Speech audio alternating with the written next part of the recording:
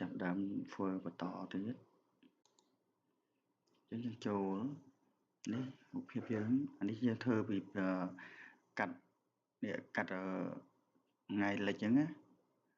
ថ្ងៃលិចហ្នឹងឲ្យព្រាលទៅយើង copy control អក្សរ J copy មកបន្តមកទៀតយើងចូលយកនេះមកបន្តទៀត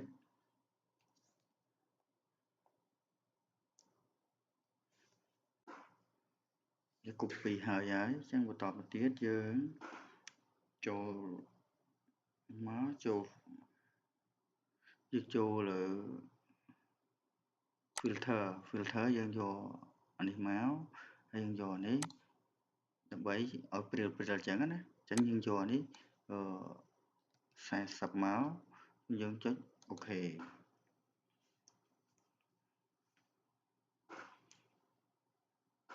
អូខេហើយបន្តមកទៀតយើងចូលយកនេះណាចូលយកនឹងមកដើម្បីយើងគូសយកប៉ុណ្ណឹងមកហើយយើងនេះទៅយើងដាក់ពណ៌វាទៅពណ៌ក្រហមពណ៌អីចឹងណាអញ្ចឹងយើងត្រូវកាត់នេះទៀត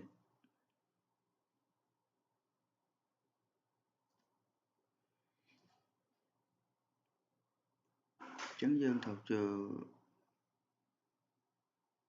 ដូចវាកម្ពស់ប្រមាណនេះយើងចូលនេះមកអញ្ចឹងយើងដាក់45អញ្ចឹងប៉ុណ្ណឹងណាប៉ុណ្ណឹងមកបន្តទៅទៀតយើងវែងចោលវែងបន្តមកទៀតយើងចុច control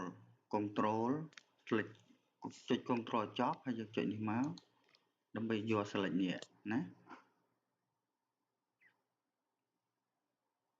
ហើយយើងដោះនេះចេញមកហើយនឹងយើងចូលយកដាក់មកឈរចំ layer នេះវិញ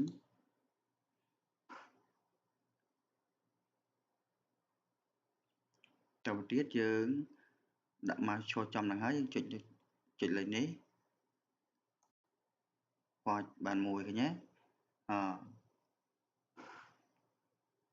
ដល់ទៀតយើងចូលលើនេះ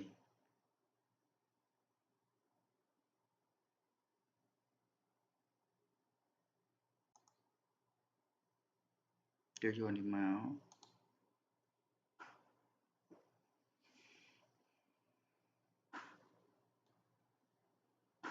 អញ្ចឹងយើងចុចយកនេះមកthíchយកនេះមកអញ្ចឹងយើងនេះ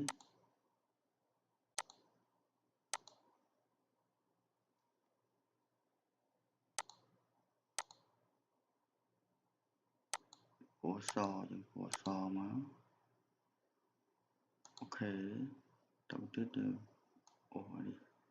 ដល់នេះមក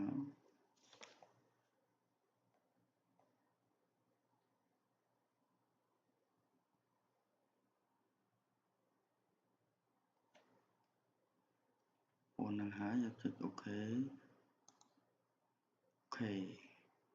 អញ្ចឹងយើង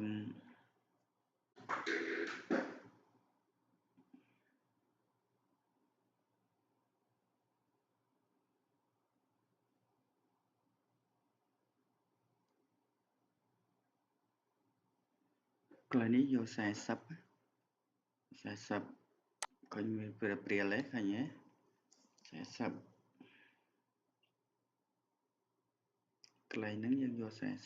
40ហើយបន្តទៀតយើងចុចយកនេះដើម្បីនេះកន្លែងហ្នឹងយើងយកសេរីយកកន្លែងនេះលេខ8ហើយយកកន្លែងនេះយើងត្រូវយកនេះមកហើយយើងសេរីយកនេះ50ឬក៏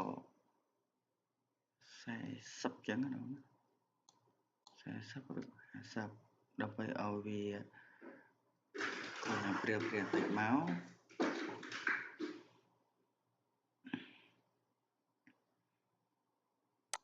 តែនេះយើងត្រូវចូលយន្តទៀតណាយកពណ៌សអូខេមកបន្តមកទៀតយើងចូលយន្តនេះអាហ្នឹងយើងត្រូវយកអានេះ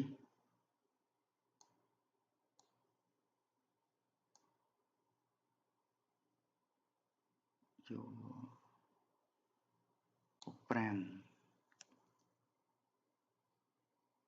5យើងយកកន្លែងនេះ150នេះកន្លែងនេះយើងដាក់យក45